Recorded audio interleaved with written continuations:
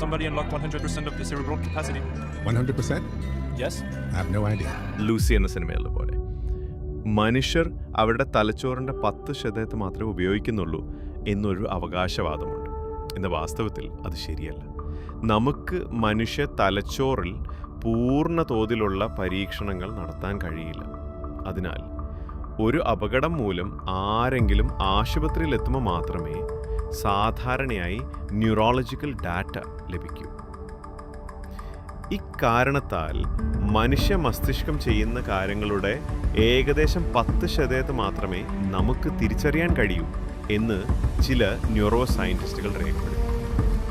അടുത്ത ദിവസം പിന്നീട് ആ പ്രസ്താവന ഇങ്ങനെ രൂപാന്തരപ്പെട്ടു: മനുഷ്യർ അവരുടെ തലച്ചോറിൻ്റെ 10% മാത്രമേ ഉപയോഗിക്കുന്നുള്ളൂ.